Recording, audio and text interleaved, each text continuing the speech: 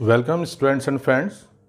ये वाला जो अब हम चैप्टर शुरू करने जा रहे हैं क्लास 12th से बिलोंग करता है, biology class 12th, human reproduction. हमने जो चैप्टर का नाम लिखा है रिप्रोडक्टिव सिस्टम, वो इसलिए लिखा है क्योंकि ह्यूमन रिप्रोडक्शन प्लस अदर जो क्वेश्चंस आते हैं जो इसके अलावा कम्पिटिटिव, उसे मिला के हम इसे रिप्रोडक्टिव सिस्टम कह देते हैं। जूम इंस्टीट्यूट की तरफ से यूट्यूब के चैनल पर आप सबका वेलकम है और उम्मीद करेंगे कि आपको लेक्चर यूट्यूब के चैनल पर बहुत अच्छा लगेगा, आपके सारे डाउट्स क्लियर हो जाएंगे और पूरी उम्मीद है कि इसके बाद आपको कोई किसी भी तरह की कोई ऑनलाइन क्लासेस के अलावा, इसके अलावा या फिर कोई ऑफलाइन क्लासेस की ज़रूरत नहीं रहेगी। इससे रिलेटेड जो आपकी क्वेरीज होती हैं वो भी हम आपको जैसे शीट्स वगैरह होते हैं उसके थ्रू पूरी करते हैं। इसके अलावा आपके पास जो कॉल कॉन्फ्रेंसिंग है या फिर व्हाट्सएप के थ्रू अलग अलग दूसरे जो प्लेटफॉर्म है उसके थ्रू भी हम आपकी जो जितनी भी क्वेरीज होंगी वो सारी पूरी करेंगे। यहाँ पर हम ये चैप्टर शुरू करते हैं ह्यूमन रिप्रोडक्टिव सिस्टम। तो रिप्रोडक्टिव सिस्टम ये वाला जो चैप्टर है, इसके अंदर सबसे पहले जो मैं बेसिक जो पहला चैप्टर लेता हूँ वो लेता हूँ जो एनसीईआरटी में मेंशन नहीं है। वजह उसकी ये होती है क्योंकि एनसीईआरटी का जो चैप्टर शुरू होता है सीधे एनाटॉमी से या एक जनरली फिजियोलॉजी से शुरू होता है, लेकिन कुछ ऐसे टॉपिक होते हैं जो उसके बेसिक होते हैं। जैसे कि हम इसे जो पढ़ेंगे इसमें क्या क्या पढ़ेंगे, अगर हम देखें आज की इंट्रोडक्टरी क्लास सबसे पहले यही होगी कि हम इस चैप्टर में क्या क्या चीज़ पढ़ेंगे। अगर हमें इसका एक ओवरऑल एक पूरा खांचा देता हूं तो उसमें ये आता है कि सबसे पहले हम ह्यूमन रिप्रोडक्टिव सिस्टम में जो पढ़ेंगे प्राइमरी सेक्स ऑर्गन्स, इनकी जो डेफिनेशन होगी, इनके बारे में क्या क्या याद रखना है वो भी अभी हम देखेंगे। पहले तो सिंपल ही होता है, प्राइमरी सेक्स ऑर्गन दो होते हैं, मेल्स और फीमेल्स में। तो मेल्स के अंदर हम इन्हें टेस्टिस कहते हैं, फीमेल में ओवरीज कहते हैं, ओवरी या ओवरीज कहते हैं।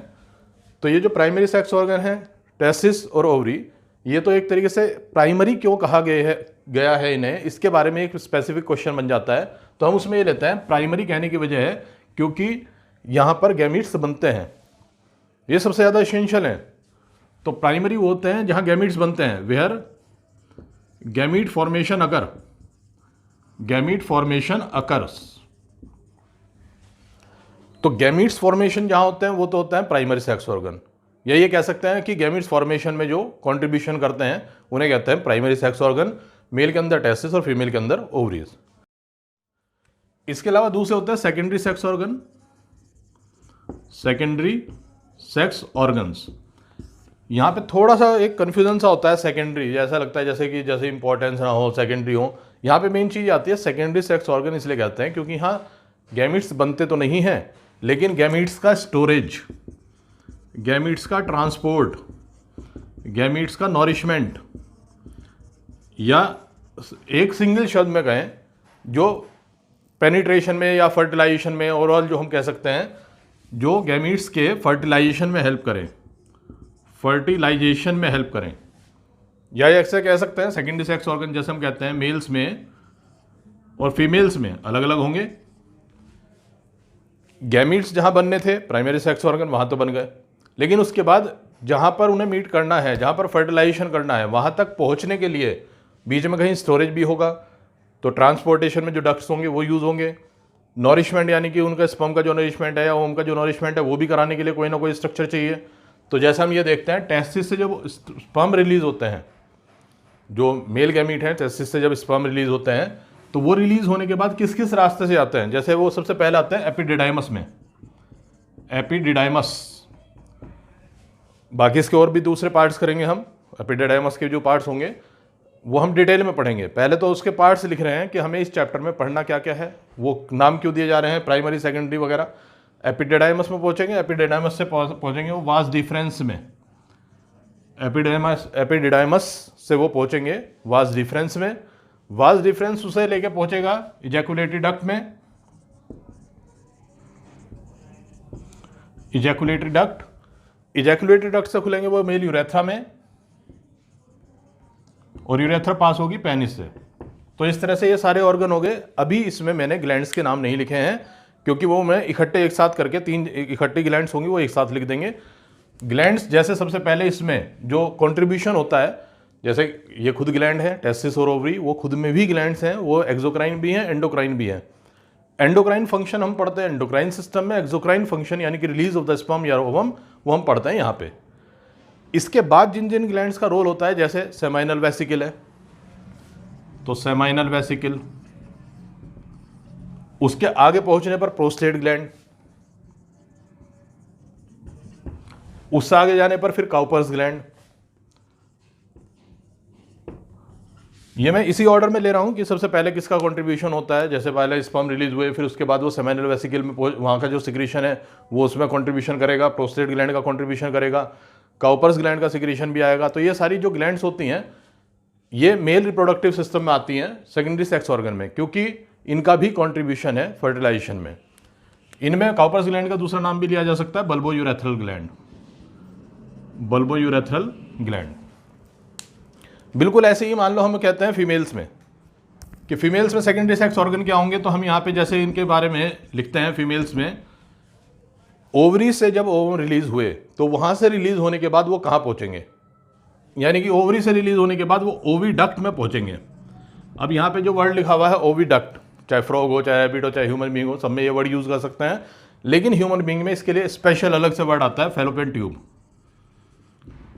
फैलोपियन ट्यूब, या मैमल्स में स्पेसिफिकली कह सकते हैं ये वर्ड यूज़ करते हैं फैलोपियन ट्यूब, यूट्राइन डक्ट भी कह सकते हैं। तो ओविडक्ट जो है ये ओविडक्ट सबसे ज़्यादा वर्ड यूज़ होता है। ओविडक्ट में आने के बाद, जो फैलोपियन ट्यूब में आने के बाद फिर वो पहुँचते हैं यूट्रस में, यूट्रस से फिर वजाइना के थ्रू पास आउट होके या एक्सटर्नल जेनेटालिया इससे पास आउट हो जाते हैं। तो ये एग्जैक्टली क्या होता है कि ह्यूमन बीइंग में हम जो अलग अलग स्ट्रक्चर ले सकते हैं उसमें फीमेल के अंदर ओविडक्ट, यूट्रस, वेजाइना, एक्सटर्नल जेनेटालिया, और इसके अलावा जो ग्लैंड्स के नाम होते हैं जैसे जैसे हम दूसरे कलर से ले लेते हैं ग्लैंड्स में इसमें एक ही नाम लिया जाता है बार्थोलिन्स ग्लैंड, बार्थोलिन्स ग्लैंड। इसे ग्रेटर वेस्टिबुलर ग्लैंड भी कहते हैं, ग्रेटर वेस्टिबुलर ग्लैंड्स। तो इस तरह से ये होती हैं सेकेंडरी सेक्स ऑर्गन्स। ये जो हमने सारे लिखे हैं ये लिखे हैं सेकेंडरी सेक्स ऑर्गन्स। अभी हमारे दो हुए हैं primary sex organ, secondary sex organ. फिर तीसरे नंबर पर आता है secondary sex characters, secondary sex characters. देखिए एक बात और, कई बुक में सेकेंडरी की जगह एसेसरी भी लिखा होगा। एसेसरी का मतलब होता है सहायक, तो वो वाली बात भी यहाँ पे याद रखी जा सकती है। एसेसरी का मतलब सहायक, एक जगह बने, इन्होंने सहायता करी उसके ट्रांसपोर्टेशन, नॉरिशमेंट, स्टोरेज वगैरह में, जिससे कि फर्टिलाइजेशन हो सके। और ये फाइनली सेकेंडरी सेक्स कैरेक्टर्स जो होते हैं इनमें बड़ा कन्फ्यूजन होता है कि इन्हें कैसे डिफाइन करें। यहाँ तो गैमेट्स बने थे, यानी कि एक तरीके से इन्होंने फॉर्मेशन करा था, यहाँ पे उनका ट्रांसपोर्टेशन हुआ, स्टोरेज हुआ, नॉरिशमेंट हुआ, यानी कि कुल मिलाकर फर्टिलाइजेशन में हेल्प करा। फिर ये क्या है, ये वो हैं जो सेक्सुअल डाइमॉर्फिज्म क्रिएट करते हैं। अगर सिंपल लैंग्वेज में कहा जाए, सेकेंडरी सेक्स कैरेक्टर्स वो होते हैं विच क्रिएट्स सेक्सुअल डाइमॉर्फिज्म। अब ये वाला जो टॉपिक है सेक्सुअल डाइमॉर्फिज्म, जैसे हम ये कहते हैं मॉर्फोलॉजी क्या होती है, morphology study of the shape, morpho यानी शेप। तो जब हम शेप की बात करते हैं, मॉर्फो का मतलब होता है शेप, डाई का मतलब दो। ह्यूमन बीइंग जो होते हैं वो डाइमॉर्फिक होते हैं, जैसे कई एनिमल्स हैं वो पॉलीमॉर्फिक होते हैं। सिलेंटेटा में हम पढ़ते हैं 5 अलग अलग फॉर्म होती हैं। यहाँ पे हम पढ़ेंगे ह्यूमन बीइंग जो होते हैं डाइमॉर्फिक होते हैं, 2 फॉर्म होती हैं उनकी, मेल और फीमेल। जो सबसे बड़ा कैरेक्टर हम ह्यूमन बीइंग में मान के चलते हैं जिससे कि डिफरेंशिएशन किया जाता है वो होता है मेल या फीमेल होना। लेकिन किस तरह से उनके बीच में डिफरेंस करेंगे, जैसे मान लो हम ये कह रहे हैं कि सेक्सुअल डाइमॉर्फिज्म क्रिएट करते हैं, लेकिन सेक्सुअल डाइमॉर्फिज्म के कैरेक्टर्स कौन से होते हैं जिससे वो क्रिएट होती है। तो इसमें हम ये वाला टॉपिक यहीं पे कंप्लीट कर सकते हैं, यानी मेल और फीमेल के हिसाब से हम यहाँ पे ये टॉपिक कंप्लीट कर सकते हैं। देखो ये वाला जो टॉपिक है ये तो अभी हम बहुत डिटेल में लेंगे, जैसे कि टेस्टिस जो होता है उसकी एनाटॉमी, उसका स्ट्रक्चर, जो उससे रिलेटेड जो भी क्वेश्चन बनते हैं, उसकी जो लेयर्स होती हैं, ओवरी से रिलेटेड उसका जो स्ट्रक्चर है, इंटरनल स्ट्रक्चर है, उसमें क्या क्या चीज़ होती है, ये सब चीज़ तो हम डिटेल में करेंगे। ये जो है सेक्सुअल डाइमॉर्फिज्म क्रिएट करने वाले जो कैरेक्टर्स होते हैं जिन्हें हमने नाम दिया सेकेंडरी सेक्स कैरेक्टर, वो हम यहाँ पे डिस्कस कर सकते हैं। बहुत सिंपल है, ज़्यादातर सबको पता होते हैं। जैसे एक आता है bodily hair distribution, bodily hair distribution. अब ये जो बॉडीली हेयर डिस्ट्रीब्यूशन है इसका मतलब क्या है, इसका मतलब सिंपल सा ये होता है, बॉडी पे हेयर्स जो होते हैं, जैसे हम कहते हैं मेल्स में फेशियल हेयर होते हैं, चेस्ट हेयर होते हैं। तो मेल्स में फेशियल हेयर होते हैं और चेस्ट हेयर प्रेजेंट होते हैं, फेशियल और चेस्ट हेयर्स प्रेजेंट होते हैं, जबकि इसमें फीमेल्स में नहीं होते। ये एक बहुत बड़ा डिफरेंस लेकर हम चलते हैं। प्यूबर्टी के समय जब ये डिफरेंस क्रिएट होते हैं तो उसमें सबसे बड़ा लेके चलते हैं हम बॉडीली हेयर डिस्ट्रीब्यूशन का। इसके अलावा और भी हैं, जैसे मान लो यही वाला टॉपिक मैं यहाँ पे लिख देता हूँ, एक थोड़ा सा सबको दिखाई दे जाएगा इसमें।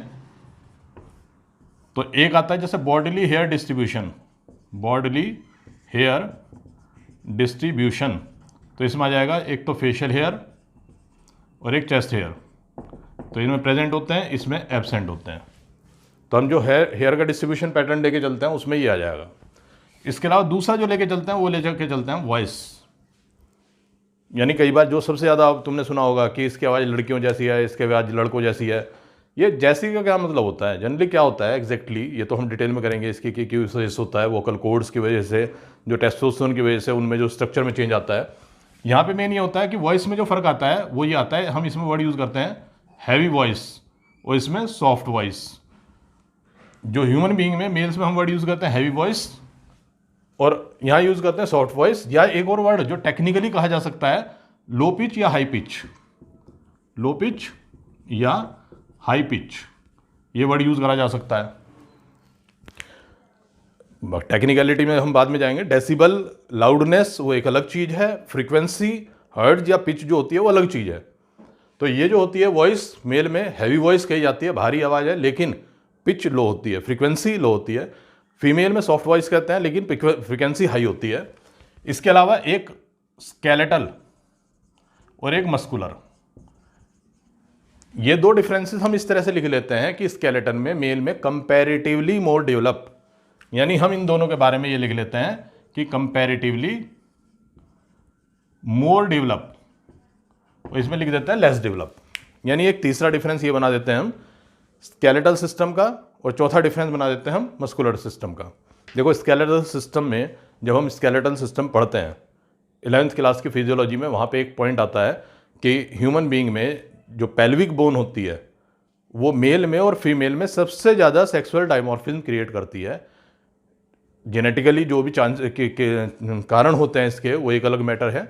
यहाँ पे ये समझना है कि अगर हम एक जनरल लैंग्वेज में लें, कभी भी फिजिक्स का एक क्वेश्चन करते हैं कि एक आदमी का वजन इतना है, तो जनरली वो 60 किलोग्राम लिया जाता है, और अगर किसी लेडी का वजन लेना हो, फीमेल का वजन लेना हो, तो जनरली वो 50 किलोग्राम लिया जाता है।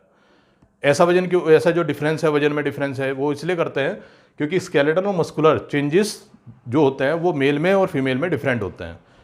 स्केलेटन का दूसरा भी लिया जा सकता है, हाइट जो होती है वो भी हम कंपैरेटिवली मेल में ज़्यादा लेते हैं। फीमेल के कंपैरिजन में हाइट का जो डिफरेंस होता है मेल में, किसी भी देश में, किसी भी प्रदेश में या किसी भी जगह पे एक एवरेज हाइट अगर हम निकालें, तो अगर वो फीमेल में अगर आ रही होगी 5 फुट 2 इंच, तो वही मेल में आ रही होगी 5 फुट 5 इंच। एक रिलेटिवली बता रहा हूँ, ये सब रिलेटिव या कंपैरेटिव वर्ड हैं। ऐसा कोई नहीं है कि इसका कोई मतलब ये नहीं है कि लड़का 5 फुट का या लड़की 6 फुट की नहीं हो सकती। ये बात ध्यान रखना है, ये केवल एक रिलेटिव या कंपैरेटिव जनरलाइजेशन है जो हम देखते हैं।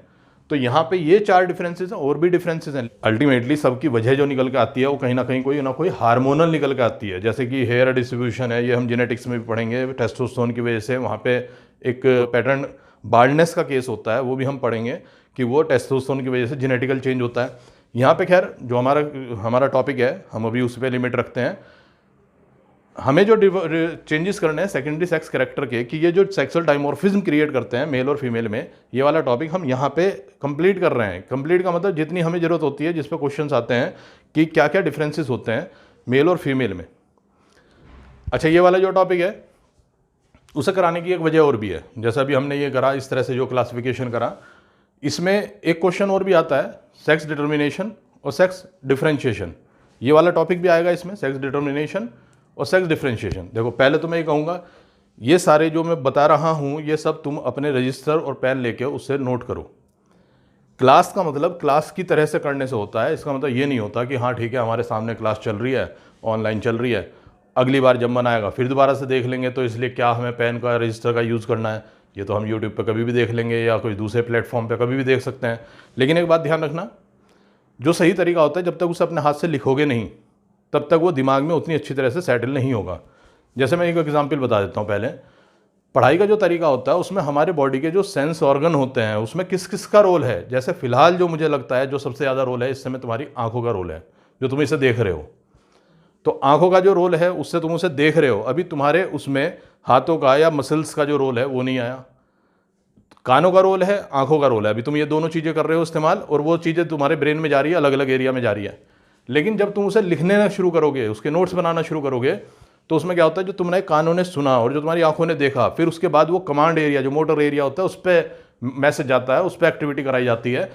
वो इस तरह से कराई जाती है कि ताकि वो उसे नोट डाउन करें, और उसके बाद एक मेमोरी सेंटर में वो और ज़्यादा अच्छी तरह से वहाँ पे बस जाता है, या ये कह दो ज़्यादा लंबे समय तक के लिए वो वहाँ पे सेटल हो जाता है। अगर तुम अभी ये केवल नोट्स देख रहे हो या सुन रहे हो, यही चीज़ अगर मैं 2 दिन बाद तुम्हें इसमें से कोई क्वेश्चन पूछूंगा तो तुम उतना अच्छा आंसर नहीं दे पाओगे। लेकिन अगर तुम इसे नोट डाउन करोगे तो उसके बाद जब तुमसे ये क्वेश्चन पूछे जाएंगे तो उसके बाद शायद तुम ज़्यादा अच्छी तरह से आंसर दे दो, क्योंकि वो लंबे समय तक तुम्हारे दिमाग में, मेमोरी में रिटेन रहेंगे। इसके बारे में फिर कभी एक बार और लेक्चर भी लेंगे हम कि ऑनलाइन स्टडी कैसे करें। तो एक अगला लेक्चर और आएगा, वो इस मामले में तुम्हारे बहुत काम आएगा कि ऑनलाइन स्टडी कैसे करें। क्योंकि जो अब तक करते आए हैं ज़्यादातर ऑफलाइन करता है। ऑनलाइन स्टडी, ये ध्यान रखना, मैं पढ़ाई की बात कर रहा हूँ। ऑनलाइन फिल्म नहीं देखनी है, ऑनलाइन कोई ऐसा नहीं है कि किसी से चैटिंग करनी है। ऑनलाइन पढ़ाई कैसे करें, उसके लिए एक बहुत इंपॉर्टेंट एक तुम्हारे लिए लेक्चर होगा। उससे तुम्हें समझ में आएगा कि अच्छी तरह से, बिल्कुल क्लासरूम से भी ज़्यादा फ़ायदा कैसे उठाया जा सकता है। देखिए, उसका सब्सटीट्यूट है, क्लासरूम स्टडी का सब्सटीट्यूट है, लेकिन इसका फ़ायदा उससे भी ज़्यादा कैसे उठाया जा सकता है, उसी के बारे में हम इसके बारे में बात करेंगे। तो पहले तो ये चीज़ जो है अपनी कॉपी में नोट डाउन कर लो, क्योंकि मैं फिर अगले टॉपिक पे आ रहा हूँ। जैसे ही मैं अगले टॉपिक पे आऊँगा, फिर उसके बाद जैसे ये स्क्रीन तुम्हारे सामने से हट जाएगी, फिर मैं क्वेश्चन पूछूंगा वो जो इससे रिलेटेड है, जेनेटिक्स से रिलेटेड है, दूसरे चैप्टर से रिलेटेड है, उसमें ज़रूरत पड़ेगी इसकी। ये जो चैप्टर है केवल एक अकेला चैप्टर, यहाँ पे या अलग यूनिट नहीं है, ह्यूमन रिप्रोडक्टिव सिस्टम। इसके बारे में फिजियोलॉजी में भी क्वेश्चन आएंगे। फिजियोलॉजी का जब चैप्टर देखना, एंडोक्राइन सिस्टम, वहाँ पे टेस्टोस्टेरोन, ईस्ट्रोजन, प्रोजेस्टेरोन, एससीजी, सब हार्मोन्स के बारे में यहाँ से भी डिटेल पढ़ाई जाती है। कई बार कुछ डिटेल यहाँ पे पढ़ी जाती हैं। ऐसे ही दूसरे चैप्टर आएंगे जेनेटिक्स के। जेनेटिक्स में जैसे फॉर द एग्जाम्पल मैं कहता हूँ, एक पूरा टॉपिक होता है सेक्स डिटर्मिनेशन। तो वो वाला जो टॉपिक है वो भी तभी क्लियर होगा जब तुमने ये सही ढंग से पढ़ रखा होगा। मैं भी उसका एग्जाम्पल लेके देखता हूँ, बहुत आसान है अभी उसके हिसाब से। अब जैसे इस वाले टॉपिक पर आते हैं, मैंने ये बताया जैसे इसी चैप्टर में भी है और जेनेटिक्स वाले में भी है, सेक्स डिटर्मिनेशन। बहुत सिंपल टॉपिक है। अब तुम देखना, इसमें अगर तुमने पढ़ा हुआ है, तुम्हें समझ में आता है, तो तुम इसे बहुत सही ढंग से कर लोगे। नहीं तो जब ऑप्शन दिए जाते हैं, मल्टीपल चॉइस क्वेश्चन आते हैं, तो वे ऑप्शन हमारे दिमाग को डाइवर्ट भी करते हैं, गलत भी करवाते हैं हमसे। ये नहीं है कि जरूरी कि हाँ हमें तैयार पकी पकाई खिचड़ी खाने को मिल रही है, 4 ऑप्शन है, एक छांटना है। पहले तो तुम सही सोच रहे थे, ऑप्शन देखते साथ ही तुम्हारा गलत हो गया। मैं एक एग्जाम्पल लेता हूँ, बहुत जनरल एग्जाम्पल है, जैसे कि अभी सेक्स डिटर्मिनेशन वाला टॉपिक है। सबसे पहले सबसे सिंपल क्वेश्चन इसमें आता है, सेक्स डिटर्मिनेशन ह्यूमन बीइंग में। ह्यूमन बीइंग, देखो हमें अपने बारे में तो कम से कम पता ही होना चाहिए। अब मैं इसमें चूहे का या कबूतर का पूछता तो तुम्हें ये लगता हमें क्या पता है उसके बारे में, हमें क्या कबूतर का पता है, चूहे का पता है, हमें तो अपने बारे में पता है। तो ठीक है, अपने बारे में बताओ, ये बताओ सेक्स डिटर्मिनेशन कब होता है ह्यूमन बीइंग में। ऑप्शन दे रहा हूं, before birth, eight the time of birth, तीसरा होता है एट प्यूबर्टी, और चौथा होता है एट एडल्टहुड। लाइफ की अलग अलग स्टेज होती हैं, जैसे कि बर्थ से पहले, बर्थ के समय, प्यूबर्टी के समय, और एक होता है एडल्टहुड के समय, यानी प्यूबर्टी के जब कंप्लीशन हो जाता है और हम क्या वर्ड यूज़ करते हैं, एडल्ट। देखो ये जो ऑप्शन दिए जा रहे हैं, इसमें यही क्वेश्चन दूसरे 4 ऑप्शन से भी आ सकता था, लेकिन फिलहाल मैंने अभी ये 4 ऑप्शन दिए हैं। ये कंपैरेटिवली इजी ऑप्शन है, यानी ये ज़्यादा आसान होना चाहिए।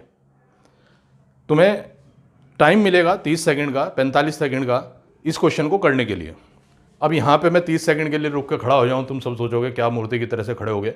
इसलिए सबसे अच्छा तरीका है तुम इस वीडियो को पॉज करके 40 सेकंड, 50 सेकंड, 1 मिनट, 2 मिनट, मैं कह रहा हूँ जितना तुम्हें लगता हो, क्योंकि तुम्हारे पास 1 घंटे का टाइम है पूरे लेक्चर के लिए, जिसमें हमारा 30 से 40 मिनट का जो लेक्चर होता है उसमें तुम इसमें टाइम ले सकते हो 1 मिनट तक का। तुम सोचो, इसे पॉज करो वीडियो को, और ये सोचो कि इसका आंसर बेस्ट तुम्हारे हिसाब से क्या होना चाहिए। सही होने के चांस ज़्यादा होने चाहिए, लेकिन कुछ स्टूडेंट का गलत भी होता है। ऐसा मैंने आज तक नहीं देखा कि पूरे बैच में सबका सही हो। ये जबकि ये आसान ऑप्शन है। मैं उससे थोड़ा सा मुश्किल ऑप्शन करूँगा इसके बाद, ठीक है। अब तुमने सबने आंसर सोच लेना चाहिए, पॉज कर लिया होगा। अब आंसर सबने सोच लिया होगा, अपने एक पेपर पे लिख लेना। ये बात ध्यान रखना, पेपर पे लिख लेना, क्योंकि वरना बाद में ये लगता है हम भी यही सोच रहे थे। जब मैं आंसर कहूँगा हाँ हाँ हाँ हाँ हाँ हाँ हम तो यही सोच रहे थे।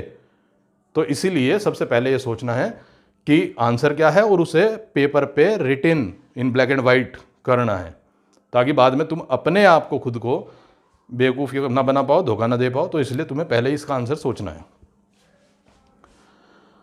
अब इसमें मैं बताता हूं ज़्यादातर होता क्या है। काफ़ी बच्चे ये कहते हैं इसका आंसर एट प्यूबर्टी होगा।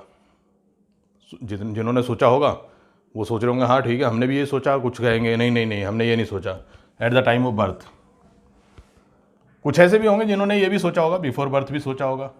और बाकी अगर किसी ने एडल्टहुड सोचा है तो वो तो सबसे गलत है ही है। ऐसा होना नहीं चाहिए मेरे हिसाब से, वो बहुत ज़्यादा ब्लंडर है अगर किसी ने ऐसा सोचा है। इन तीनों में से सोचा है तो अब बात सोचना एक दूसरी चीज़। मैं अभी सही आंसर इसलिए नहीं बता रहा हूँ क्योंकि अब मैं इसका एक दूसरा पॉइंट भी बताऊंगा। दूसरा पॉइंट ये होता है कि इसी के 4 ऑप्शन ऐसे भी आ जाते हैं बदल के।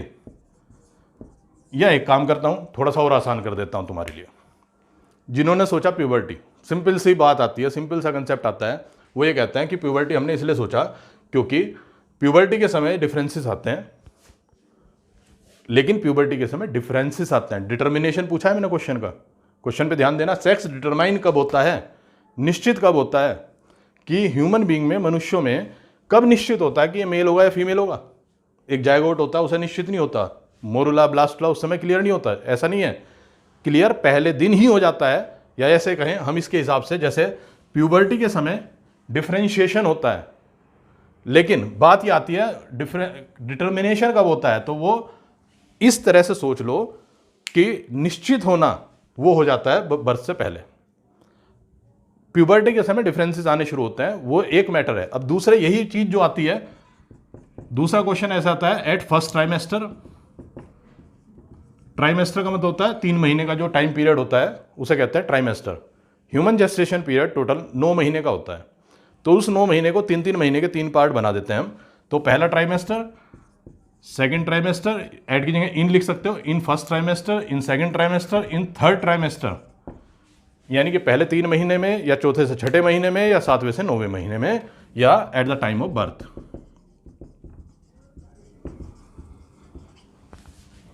यहां पे फिर वही वाली बात आती है। अभी भी देखो इस ऑप्शन के हिसाब से देखें तो ये यहां से हट ही गए।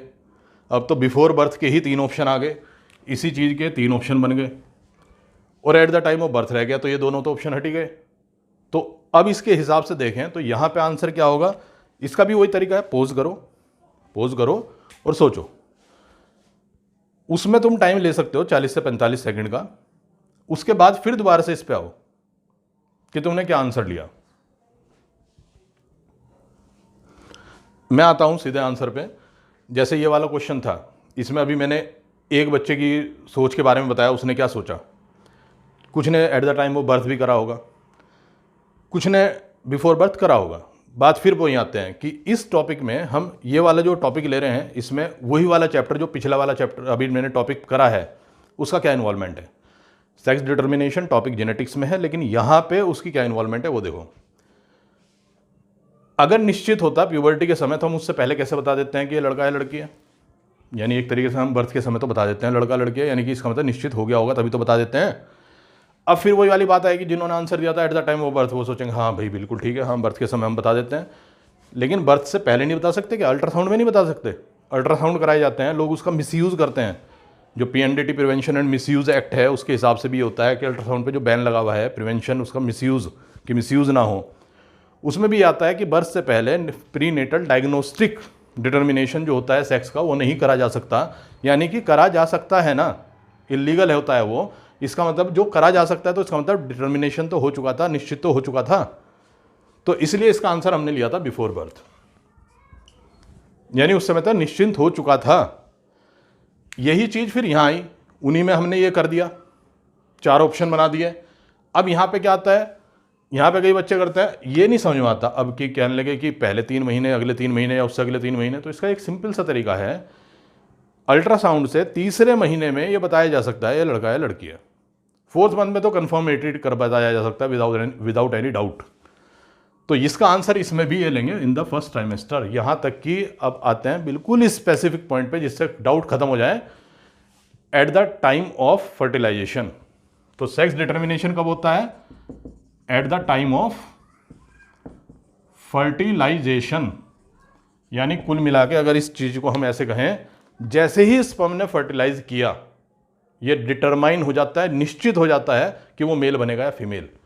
अगर स्पर्म में वाई क्रोमोसोम है तो वो मेल बनाएगा, अगर स्पर्म में एक्स क्रोमोसोम है तो वो फीमेल बनाएगा। एग के पास तो केवल एक्स क्रोमोसोम होता है, उस ऑटोसोम्स के अलावा की बात कर रहा हूं मैं। तो जो स्पर्म होगा वो फर्टिलाइजेशन के समय वाई क्रोमोसोम वाला होगा या एक्स क्रोमोसोम वाला होगा, वो निश्चित कर देगा। डिटर्मिनेशन का मतलब होता है निश्चितीकरण, निश्चित करना कि वो मेल बनेगा या फीमेल बनेगा, ये निश्चित हो गया at the time of fertilisation. अब आते हैं मेन पॉइंट पे। ये जो अब हम डिस्कशन कर रहे थे ना, इसमें कंफ्यूजन क्यों क्रिएट हो रहा था? क्योंकि बच्चे सोच रहे थे डिफरेंशिएशन। मैंने क्वेश्चन पूछा था निश्चित कब हुआ, अब मैं क्वेश्चन को चेंज कर रहा हूं। अब इस डिटर्मिनेशन की जगह क्वेश्चन में मैं ला रहा हूं डिफरेंशिएशन। अब ध्यान से समझना, फिर वही क्वेश्चन आ गया। अब डिफरेंशिएशन कब होता है, यानी कि मेल और फीमेल में डिफरेंशिएशन कब होता है, कब हम कह सकते हैं ये मेल है या फीमेल है। फिर वही 4 ऑप्शन है, वही इस तरह से सोचना है, वही 45 सेकंड का टाइम है, वही पोज लगाना है, फिर उसी तरह से उसे पेन डाउन करना है, लिखना है, केवल दिमाग में नहीं पेपर पे भी। फिर आते हैं उसी पॉइंट पे, सबने सोच लिया होगा पोज करके। अब फिर आते हैं, अब दिक्कत क्या आती है, अभी भी कुछ बच्चे इसका आंसर 3 कर देंगे। जैसे मेरा एक अप्रोक्सीमेटली आइडिया रहा है, अगर 50 बच्चों की क्लास होती है तो अभी भी करीब करीब 10-12 स्टूडेंट ऐसे होते हैं वो इसका आंसर कर देंगे प्यूबर्टी पे, क्योंकि प्यूबर्टी में मेल और फीमेल में डिफरेंशिएशन होता है। और ये बात मैं कह चुका हूँ, अभी 2-3 बार पहले भी बोल चुका हूँ। पिछले जो क्वेश्चन के आंसर की बात कर रहा था मैं तब भी कह रहा था, लेकिन वर्ड पे ध्यान देना, मैंने ये तो नहीं कहा था पहली बार डिफरेंशिएशन होता है। क्वेश्चन ये है सेक्स का डिफरेंशिएशन ह्यूमन बीइंग में कि वो मेल है या फीमेल है कब होता है, तो इसका आंसर भी यही होगा बिफोर बर्थ। और अगर ये ऑप्शन दे दिया जाए तो इसका भी आंसर यही होगा इन द फर्स्ट ट्राइमेस्टर। अब मेन बात आती है कि डिफरेंशिएशन और डिटर्मिनेशन क्या दोनों एक ही चीज है? फिर नहीं, दोनों में बहुत फर्क है। और दोनों में जो फर्क है वो ये है, डिटर्मिनेशन जो होता है वो तो क्रोमोसोमल डिटर्मिनेशन है हमारे अंदर, XX XY टाइप, या कंसाइजली ब्रीफली कहते हैं एनसीईआरटी के हिसाब से XY type of sex determination जो ह्यूमन बीइंग में है, मनुष्य के अंदर है। अब यहां पे आते हैं डिफरेंशिएशन, ये सबसे पहले कब हुआ? तो एक सिंपल सा कंसेप्ट ले लो इसमें, बहुत सिंपल आसान। बर्थ से पहले इन द फर्स्ट ट्राइमेस्टर, यानी तब जब सबसे पहले प्राइमरी सेक्स ऑर्गन बने, यानी कि सबसे पहले in the first trimester before birth, जब प्राइमरी सेक्स ऑर्गन्स बने। तो प्राइमरी सेक्स ऑर्गन जो होते हैं वो फर्स्ट ट्राइमेस्टर में बन जाते हैं, यानी कि मेल्स में टेस्टिस बन गए, फीमेल्स में ओवरीज बन गई। तो ये पहले 3 महीने में क्या छोड़ो, पहले ही महीने में बन जाते हैं। वो दूसरी बात है, डिफरेंस हमें दिखता नहीं है, क्योंकि बाहर से अगर देखा जाए मोरुला, ब्लास्टुला, गैस्टुला वगैरह जो होते हैं वो उतना डिफरेंशिएशन क्लियर होता नहीं है। इंटरनली उसके अंदर गोनेट्स बन चुके हैं, यानी कि इंस्ट्रूमेंट्स से, जैसे टेक्निक्स जो होती हैं उनसे हम पता लगा सकते हैं।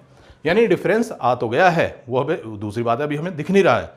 यानी कि सबसे पहले डिफरेंशिएशन जो हुआ वो हुआ पहले ट्राइमेस्टर में या फिर बर्थ से पहले, जब सबसे पहले प्राइमरी सेक्स ऑर्गन बने। दूसरा डिफरेंस आता है जब सेकेंडरी सेक्स ऑर्गन बनते हैं, और सेकेंडरी सेक्स ऑर्गन जो बनते हैं वो भी बर्थ से पहले ही बन जाते हैं। यानी कि इन द फर्स्ट ट्राइमेस्टर जब प्राइमरी सेक्स ऑर्गन बनेंगे और जब सेकेंडरी सेक्स ऑर्गन बनेंगे तो उस समय दोनों डिफरेंस आ जाते हैं। और ये जो सेकेंडरी सेक्स ऑर्गन का जो डिफरेंस आता है ये भी फर्स्ट ट्राइमेस्टर में आ जाता है। जैसे अब इसमें फिर वही वाली बात आती है, डिफरेंस आ गया होगा तभी तो तीसरे महीने पे अल्ट्रासाउंड में हम बता सकते हैं कि ये मेल है फीमेल है। भाई डिटर्मिनेशन भी हो चुका था, डिफरेंशिएशन भी हो चुका था। अगर डिफरेंशिएशन हो चुका था तभी तो हमने बताया कि ये मेल है या फीमेल है।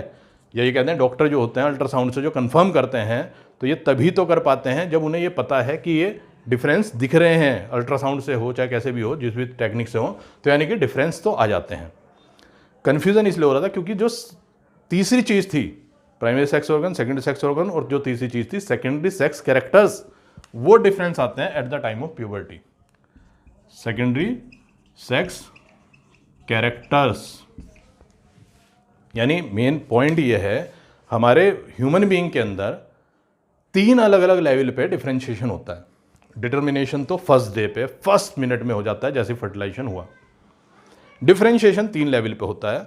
पहला लेवल होता है जब प्राइमरी सेक्स ऑर्गन बनते हैं, दूसरा लेवल होता है जब सेकेंडरी सेक्स ऑर्गन बनते हैं, तीसरा लेवल होता है जब सेकेंडरी सेक्स कैरेक्टर्स में डिफरेंशिएशन आता है। यानी डिफरेंशिएशन 3 लेवल पे होता है। हमें याद रह जाता है प्यूबर्टी के समय का। ये बहुत कॉमन प्रॉब्लम आती है। अगर इसी क्वेश्चन को मैं पहले पूछता डिटर्मिनेशन से पहले, और ये पूछता कि ह्यूमन बीइंग में सेक्स डिफरेंशिएशन का होता है और ये ऑप्शन दिए जाते हैं, तो बड़ा आश्चर्य होता है। बायोलॉजी के स्टूडेंट 90% बच्चे आंसर देते हैं eight the time of puberty. यानी कि अब फिर मैं उसे एक बहुत सिंपल देसी तरीके से पूछता हूं कि इसका मतलब है डिफरेंस कब आया? प्यूबर्टी के समय।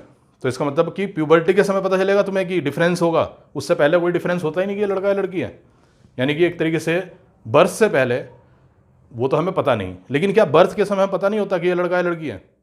एक पुरानी फिल्मों का सबसे कॉमन वो होता था ना कि बधाई हो लड़का हुआ है, बधाई हो लड़की हुई है। फिर छोटे बच्चे होते हैं, फिर वो कहते हैं कि मम्मी इन्हें कैसे पता हुआ? तो फिर यानी कि डिफरेंस जो होते हैं वो डिफरेंस आ चुके होते हैं।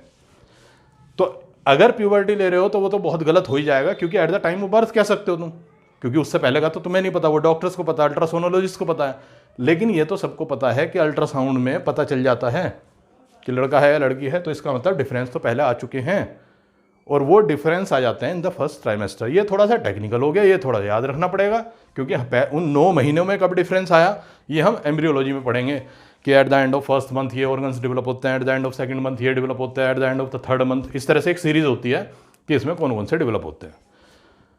तो ये वाला जो टॉपिक है अभी मैं इसे यहीं पर रोकूंगा, क्योंकि ये वाला जो टॉपिक अभी जो मुझे कराना था वो एग्जैक्टली है तो रिप्रोडक्टिव सिस्टम का, लेकिन मैंने उसका रिलेशन जोड़ा थोड़ा सा फिजियोलॉजी से, और एक उसका रिलेशन जोड़ा हमने जेनेटिक्स से।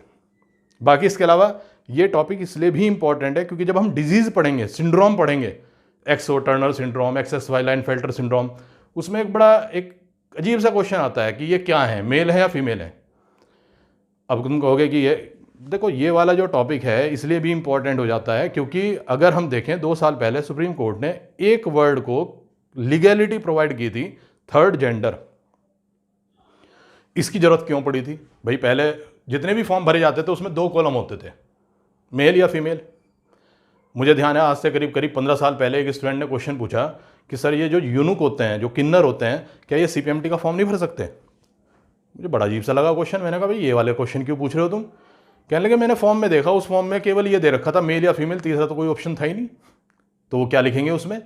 यानी अब यहाँ पे मेन बात आती है कि अगर हम कहें ह्यूमन बीइंग डाइमॉर्फिज्म है, लेकिन फिर इसके एक्सेप्शन जो आते हैं वो उसे लिया गए हैं सारे के सारे थर्ड जेंडर, जिसके अंदर टर्नर सिंड्रोम भी है, जिसके अंदर यूनिकोइडिज्म के केस भी हैं, उसके अलावा जितने भी केस हैं। तो ये सारे तभी समझ में आएंगे जब पहले हमें ये तो पता चले कि मेल या फीमेल हम किस बेस पे डिफाइन कर रहे हैं, उसका कारण क्या है। अभी जैसे नेक्स्ट चैप्टर में हम एक टॉपिक लेंगे, genetic sex, gonadal sex, phenotypic sex, psychological sex. ये भी आता है कि इसमें ये मेल या फीमेल आप किस लेवल पे डिफाइन कर रहे हो। तो ये भी बड़ा एक इंपॉर्टेंट टॉपिक होता है इसमें, क्योंकि उसी से हम ये जो सिंड्रोम वाले केस होते हैं, जो एबनॉर्मल केस होते हैं, उन्हें डिटरमाइन कर पाते हैं कि इसे किस में रखना चाहिए, मेल में, फीमेल में या थर्ड जेंडर में। तो ये सारी चीज़ समझने के लिए भी, और जितने भी सिंड्रोम वाले केस होते हैं उन्हें समझने के लिए ये टॉपिक बेसिकली क्लियर होना चाहिए। तो ये जो हमने टॉपिक पढ़ा है आज, एक ब्रीफ हमने इंट्रोडक्शन तैयार किया, हम इस चैप्टर में क्या क्या पढ़ेंगे। हम इस चैप्टर में प्राइमरी सेक्स ऑर्गन सारे पढ़ेंगे, सेकेंडरी सेक्स ऑर्गन और सेकेंडरी सेक्स कैरेक्टर्स, वो हम ऑलरेडी वैसे कर चुके हैं, थोड़ा सा और उसे एलेबोरेट करेंगे। उसके बाद मेन चीज़ ये होती है ना कि ये रिप्रोडक्टिव सिस्टम में इससे रिलेटेड फिर डिजीज़, या एक और आता है रिप्रोडक्टिव एंड चाइल्ड हेल्थ वगैरह का जो टॉपिक आता है एक सोशल पॉइंट ऑफ व्यू से, वो वाला भी करेंगे हम। ये चैप्टर अगर करा है, जैसे मान लो वीडियो पे ऑनलाइन लेक्चर जो सभी स्टूडेंट्स ने करा है, अगर उन्हें लगता है कि उन्हें इसका कोई फ़ायदा है तो वो हमें पता चलना चाहिए। क्योंकि मान लो तुमने किया, तुम्हें फ़ायदा होता है, तुम्हें अच्छा लगा, और हमें पता नहीं, तो हमें कैसे पता चलेगा कि इसका कुछ किसी को फ़ायदा हो रहा है नहीं हो रहा है? अगर फ़ायदा हो रहा है तो हम ये चाहेंगे कि कमेंट बॉक्स में या लाइक करें, कमेंट बॉक्स में कुछ लिखें उसके बारे में, कुछ भी जो तुम्हें लग रहा हो कि हमें ये लगता है कि इसमें मॉडिफिकेशन होना चाहिए, इसमें तुम्हारा कोई क्वेरी है, कोई क्वेश्चन है कि वो भी तो अभी डिस्कस होना चाहिए, या हमारे दिमाग में एक क्वेश्चन है ये पहले भी हमने पढ़ा था लेकिन वो हमें क्लियर नहीं हुआ था, वो चीज़ उसमें लिख देनी चाहिए ताकि अगले लेक्चर में मैं उस टॉपिक को भी साथ साथ इसी में ले लूँ। प्रॉब्लम अलग से भी कराई जा सकती हैं, अलग से इंडिविजुअल भी कराई जाएंगी। जैसे व्हाट्सएप नंबर जो होता है उस पर अगर आप फ़ोन करके करोगे तो उस पर भी भेज दी जाएंगी, इसमें भी लिखोगे कमेंट बॉक्स पे, इस पर भी तुम्हें आंसर मिलेगा। और हम इस पर अलग से अपना जो जैसे अलग अलग प्लेटफॉर्म है, यूट्यूब का चैनल है, व्हाट्सएप है, फेसबुक है, इसके अलावा जो दूसरे और अलग अलग चैनल हैं उन सब पे हम पूरा रिस्पॉन्स देंगे। कोशिश ये करेंगे कि अगर आप सब्सक्रिप्शन कर लेते हैं और बेल का नोटिफिकेशन कर देते हैं तो कम से कम ये लेक्चर्स जो होते हैं तुम पे जल्दी से जल्दी पहुंच जाएं। जैसे ही एक तरीके से हम अपलोड करते हैं वो तुम्हारे पास नोटिफिकेशन आ जाएगा कि हाँ ये लेक्चर अपलोड हो चुका है। इंडिविजुअली जो हम भेज रहे हैं वो तो भेज ही रहे हैं, लेकिन उसके अलावा अगर तुम्हें जल्दी चाहिए ये लेक्चर तो फिर सब्सक्राइब करें प्लीज़, उसे बेल का नोटिफिकेशन करें, तो उससे जो होगा तुम्हें ये सबसे जल्दी मिल जाएगा। बाकी इसके अलावा जैसे भी हम इसके बारे में सजेशंस मांगते हैं, उसकी सबसे बड़ी वजह ये होती है कि हम अपने में निरंतर सुधार करें। परिवर्तन संसार का नियम है, लगातार सुधार होते रहना चाहिए। अगर तुम्हें कोई भी इसमें ज़रूरत लगती है तो हम उसमें सुधार करने के लिए तैयार हैं। कोशिश यह है कि तुम उसे सब्सक्राइब करो, लाइक करो और उसमें हमें कमेंट बॉक्स में बताओ कि हमें क्या और चेंज करना चाहिए। बाकी इसमें नेक्स्ट टर्न पे इसे और थोड़ा सा एलोबरेट करेंगे और कोशिश करेंगे जूम इंस्टीट्यूट चैनल को ज़्यादा से ज़्यादा लोग सब्सक्राइब करें। थैंक्स।